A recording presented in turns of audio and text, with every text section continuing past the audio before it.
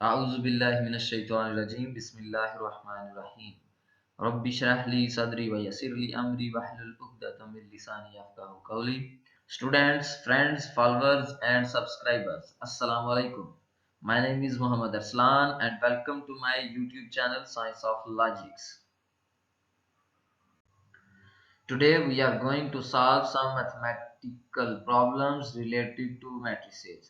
Topic is types of matrices. For this purpose, I have selected some data from Mathematics book of grade 9.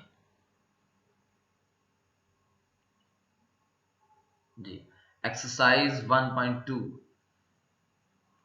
From the following matrices, identify unit matrices, row matrices, column matrices and null matrices. नीचे matrices दिए गए थे question में और उनमें वो पूछ रहा था कि उनको आइडेंटिफाई करके बताएं कि ये कौन सी टाइप है मैट्रिक्स की।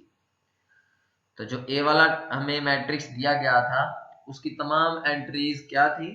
0। तो जिसकी तमाम एंट्रीज 0 हो उसको हम कहते हैं नल मैट्रिक्स। तो इसको हमने आइडेंटिफाई कर लिया कि ये नल मैट्रिक्स है।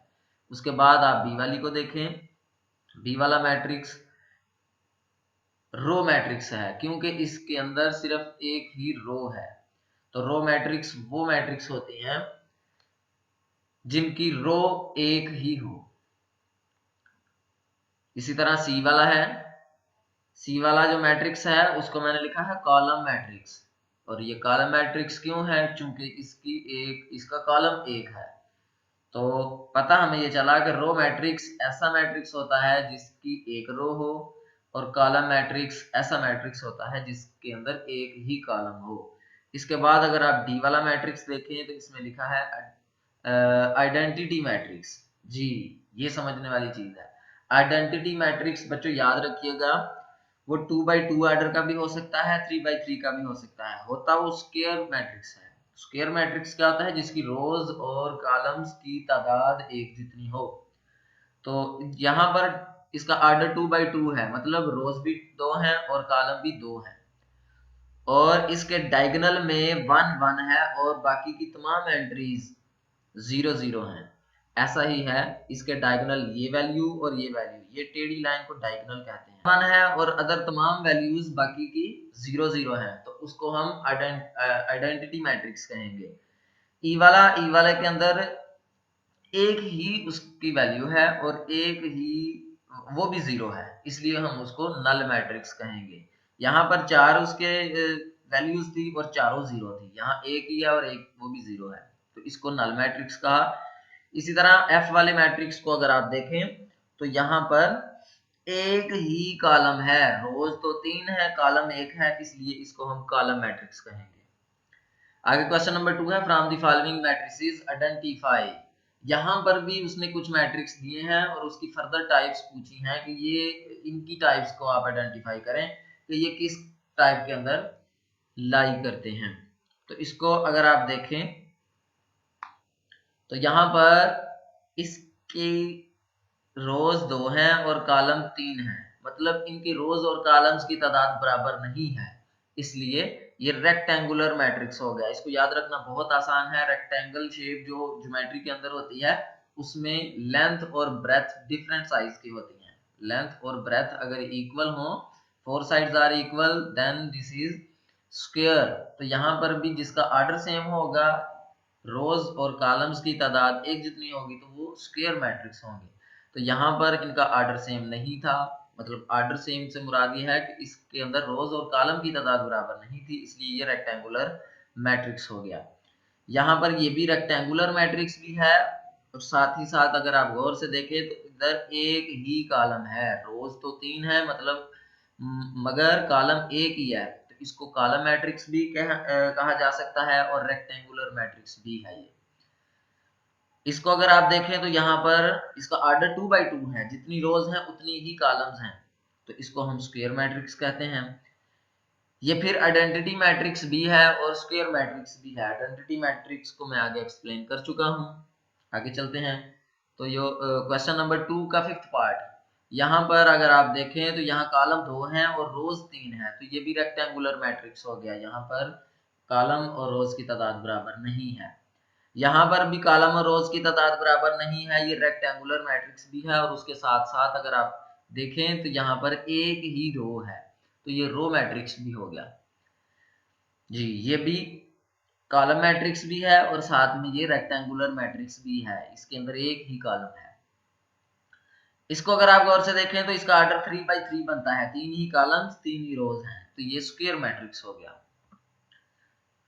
और जो इसका एंड वाला पार्ट है उसमें तमाम एंट्री 0 हैं, तो ये नल मैट्रिक्स है। नल मैट्रिक्स होने के साथ साथ इसमें रोज और कॉलम की तादाद भी बराबर नहीं है, तो इसको रेक्टेंगुलर मैट्रिक्स भी कहेंगे। आगे क्वेश्चन नंबर 3 है, from the following matrices identify diagonal, scalar and unit या फिर आइडेंटिटी मैट्रिक्स। इस जो आज का लेक्चर है इसको समझने के लिए आपको इसकी डेफिनेशंस को जरूर एक बार पढ़ना होगा, कोई मुश्किल काम नहीं है, बिल्कुल भी आसान काम है जी। तो क्वेश्चन नंबर 3 है, from the following matrices identify diagonal, scalar and identity matrix. जो नीचे अब मैट्रिक्स दिए गए होंगे उनमें आपने ये सिर्फ 3 टाइप्स आपने तलाश करनी है जो उसने मेंशन की हैं। तो आपको पहले पता होना चाहिए कि डायगोनल मैट्रिक्स क्या होता है। डायगोनल मैट्रिक्स वो होता है जिसके डायगोनल में नॉन जीरो वैल्यूज हो, जीरो नहीं हो, बाकी तमाम बेशक जीरो हैं, और इसके डायगोनल में या तो सारी ही नॉन जीरो हो या उनमें से कम अज कम एक जरूर नॉन जीरो हो, ठीक है। और स्केलर मैट्रिक्स वो होता है जिसके डायगोनल की वैल्यू सेम हो, एक जैसी हो, अगर यहाँ 4 है तो यहाँ भी 4 है, तो ये स्केलर मैट्रिक्स है।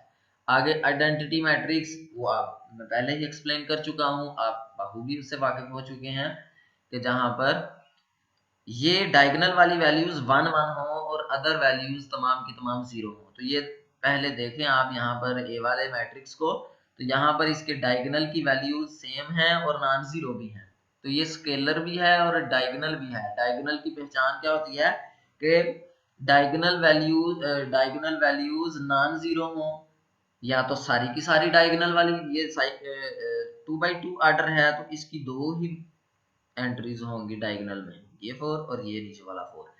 तो इनमें से अगर एक 4 भी होता, ये भी 0 हो जाता, फिर भी ये डायगोनल भी होना था जी। तो आगे बी वाले को देख लें आप, यहाँ पर ये दोनों 0 हैं और डायगोनल में नॉन जीरो हैं, तो ये डायगोनल मैट्रिक्स हो गया, ठीक है। इसके बाद ये आइडेंटिटी मैट्रिक्स है, इसकी तो बार बार प्रैक्टिस हो चुकी जी। उसके बाद डी वाला मैट्रिक्स देखें, यहाँ पर जी, यहाँ आपको बेहतरीन समझ आ पाएगी।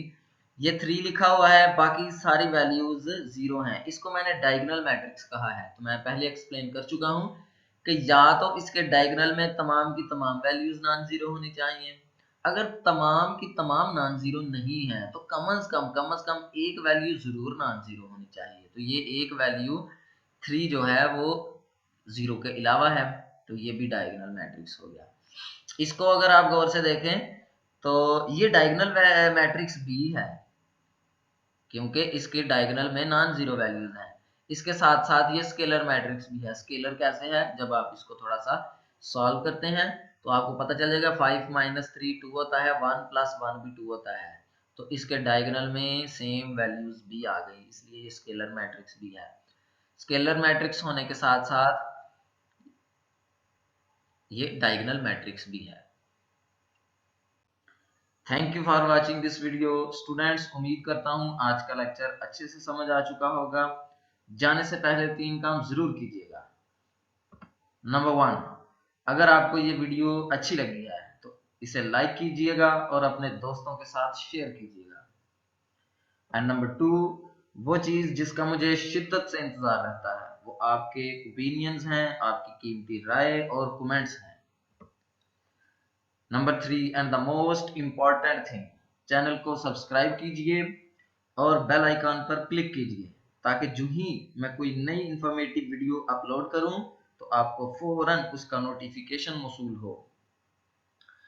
मिलते हैं अगली वीडियो में नए टॉपिक के साथ। अपना बहुत सारा ख्याल रखिएगा। अल्लाह हाफिज।